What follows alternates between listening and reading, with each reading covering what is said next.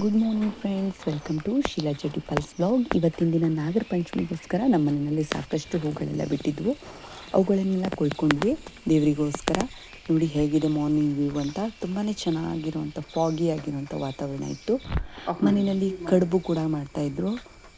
ಕಾಯಿ ಕಡುಬನ್ನು ಮಾಡಿದ್ವಿ. ಸೊ ನೈವೇದ್ಯಕ್ಕೆ ಅಂತ ಕಾಯಿ ಕಡುಬನ್ನು ಮಾಡಿದ್ವಿ. ಮತ್ತು ಹಣ್ಣು ಮತ್ತು ತೆಂಗಿನಕಾಯಿ ಅಷ್ಟೇ ನೈವೇದ್ಯಕ್ಕೆ ಇರುತ್ತೆ ಸಾಧಾರಣವಾಗಿ. ಅಮ್ಮ ಕಾಯಿ ಕಡುಬನ್ನು ಕೂಡ ಮಾಡಿದರು. ಕಾಯಿ ಕಡುಬು ತಿಂದ್ವಿ. ಹಾಗೆ ಮಕ್ಕಳು ಮತ್ತು ಅಪ್ಪ ಎಲ್ಲ ಸೇರಿ ಪೂಜೆಗೆ ರೆಡಿ ಮಾಡಿಕೊಂಡ್ರು. ಮನೆಯಲ್ಲೇ ಫಸ್ಟು ಪೂಜೆಯನ್ನು ಮಾಡ್ಕೊಂಡ್ಬಿಟ್ಟು ಆಮೇಲೆ ನಾಗರಕಲ್ಲಿಗೆ ಹೋಗಬೇಕು ಅಂತ ಅಂದ್ಕೊಂಡ್ವಿ. ಮನೆಯಲ್ಲಿ ಕೂಡ ಒಂದು ನಾಗರಪೇಣಿ ಇದೆ, ಮತ್ತು ಫಸ್ಟ್ ಪೂಜೆ ಮಾಡಿದರು. ಹಾಗೆ ಶ್ರೀಜಾ ಮತ್ತು ಪ್ರಣವ್ನಿಗೂ ನಾಗರಕಲ್ಲನ್ನು ತೋರಿಸ್ಕೊಂಡ್ಬರ್ಬೇಕು ಅಂತ ಅಂದ್ಕೊಂಡಿದ್ವಿ. ಅಷ್ಟೊತ್ತಿಗೆ ಬೇರೆ ಮನೆ ಕಾಯಿಗಳೆಲ್ಲ ಬರೋದಿತ್ತು. ಅದಕ್ಕೋಸ್ಕರ ಎಲ್ಲರೂ ಬರಲಿ, ಅದಾದ ನಂತರನೇ ಹೋದ್ರಾಯಿತು ಅಂತೇಳಿ 12:30 ಹೋಗಬೇಕು ಅಂತ ಅಂದ್ಕೊಂಡ್ವಿ. ಅಷ್ಟೊತ್ತಿಗಾಗಲೇ ಅಮ್ಮ ಕಡುಬನ್ನು ಕೂಡ ಮಾಡಿದರು. ಹಾಗೆ ನಾವೆಲ್ಲ ಸ್ವಲ್ಪ ರೆಡಿ ಹಾಕ್ಕೊಂಡ್ವಿ.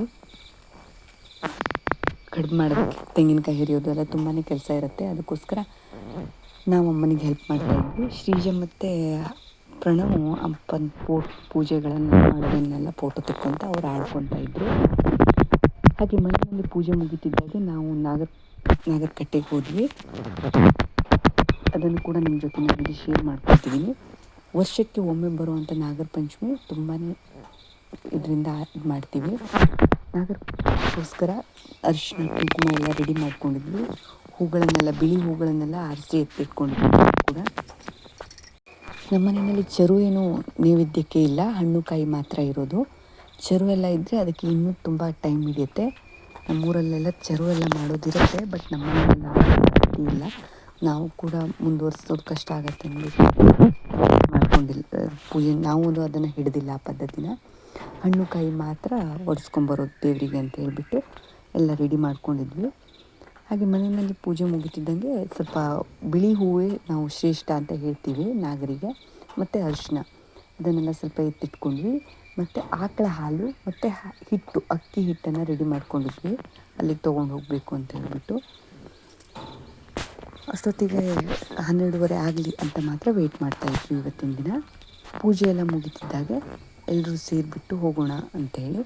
ಈಗಾಗಲೇ ಮಳೆ ಸ್ಟಾರ್ಟ್ ಆಗಿರೋದ್ರಿಂದ ಹೋಗೋ ದಾರಿ ಕೂಡ ಸ್ವಲ್ಪ ಕಷ್ಟನೇ ಆಗಿತ್ತು ಅಂತ ಹೇಳಬೇಕು. ಯಾಕೆಂದರೆ ಹುಲ್ಲುಗಳೆಲ್ಲ ಬೆಳೆದ್ಬಿಟ್ಟಿತ್ತು. ಆದರೂ ಇವ್ರಿಗೆ ಮಕ್ಕಳಿಗೆ ತೋರಿಸ್ಬೇಕು ಅಂತೇಳಿ ಮಕ್ಕಳನ್ನು ಕೂಡ ಕರ್ಕೊಂಡು ಹೋಗಿದ್ವಿ. ಹಾಗೆ ಅಲ್ಲಿ ಪೂಜೆ ಮುಗಿತಿದ್ದಾಗ ಮನೆಗೆ ಬಂದರೆ ಆಯಿತು, ಬೇಗನೆ ಬರೋಣ ಅಂತ ಎಲ್ಲರೂ ಹೋದ್ವಿ. ಬಟ್ ಆದರೂ 2 ಗಂಟೆ ಆಗೋಯ್ತು ಇವತ್ತಿನ ಪೂಜೆ. ನಾಗರ ಪಂಚಮಿ ಅಂದ ತಕ್ಷಣ ನಾಗರಿಗೆ ಸ್ವಲ್ಪ ಮಡಿ ಆಗಬೇಕಲ್ವ, ಆ ಒಂದು ಕಾರಣದಿಂದ ಸ್ವಲ್ಪ ಲೇಟ್ ಆಯಿತು ಅಂತಲೇ ಹೇಳ್ಬೋದು. ನೋಡಿ ಸಾಕಷ್ಟು ಹೂಗಳಾಗಿದ್ದು ಇವತ್ತು ನಮ್ಮ ಮನೆಯಲ್ಲೇ. ಹೊರಗಡೆಯಿಂದ ಏನು ತರಬೇಕು ಅನ್ನೋಂಥದ್ದೇನು ಇರಲಿಲ್ಲಾಗಿತ್ತು. ಮಳೆಗಾಲದಲ್ಲಿ ಸ್ವಲ್ಪ ಮಳೆ ಕಡಿಮೆ ಇರೋದ್ರಿಂದ ಹೂಗಳೆಲ್ಲ ಚೆನ್ನಾಗೇ ಆಗಿದ್ವು ಅಂತಲೇ ಹೇಳಬೇಕು. ಇದು ನಮ್ಮನೆ ದೇವರು ಒಳ ಅಂತ ಹೇಳ್ತೀವಿ ನಾವು.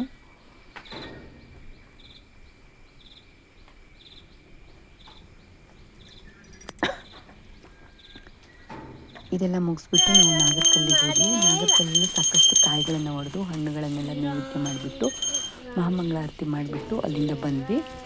ಬರ್ತಿದ್ದಂಗೆ ಅಮ್ಮ ಮತ್ತು ವಿದ್ಯಕ ಕಾಯ್ತಾಯಿದ್ರು. ಸೊ ಅಪ್ಪ ಎಲ್ಲ ಪ್ರಸಾದಗಳನ್ನೆಲ್ಲ ಎಲ್ರಿಗೂ ಕೊಟ್ಟರು. ಅದಾದ ನಂತರ ಸಂಜೆ ನಾವು ಬಾರೆ ಮನೆಗೆ ಹೋಗಿದ್ವಿ. ಬಾರೆ ಮನೆ ಅತ್ತೆಗೆ ಸ್ವಲ್ಪ ಕರೆಯೋದಿತ್ತು, ಹಾಗೆ ಕರೆದ್ಬಿಟ್ಟು ಅಲ್ಲಿ ಅತ್ತೆ ಹೂವಿನ ಗಿಡಗಳನ್ನೆಲ್ಲ ಫೋಟೋ ಹೊಡ್ಕೊಂಡು ಬಂದ್ವಿ. ಇವತ್ತಿನ ದಿನ ನಮ್ದು ಹೀಗಿತ್ತು. Thank you friends, thank you for watching video. ನೋಡಿ ಸಾಕಷ್ಟು ಸುಂದರವಾದ ಗಿಡಗಳನ್ನೆಲ್ಲ ಮಾಡಿದ್ದಾರೆ ಅತ್ತೆ. ಅದನ್ನು ನಿಮ್ಮ ಜೊತೆ ಶೇರ್ ಮಾಡ್ಕೋಬೇಕು ಅಂತ ಅನ್ನಿಸ್ತು. ಅದಕ್ಕೋಸ್ಕರ ಅದನ್ನು ಕೂಡ ನಾನು ಚಿಕ್ಕದಾಗಿ ವಿಡಿಯೋ ಮಾಡ್ಕೊಂಡ್ಬಂದಿದ್ದೀನಿ. ಅತ್ತೆ ಮಾವನ ಫೋಟೋ ತೊಗೊಳಕ್ಕೆ ಮರ್ತೇ ಬಿಟ್ಟೆ. Thank you for watching.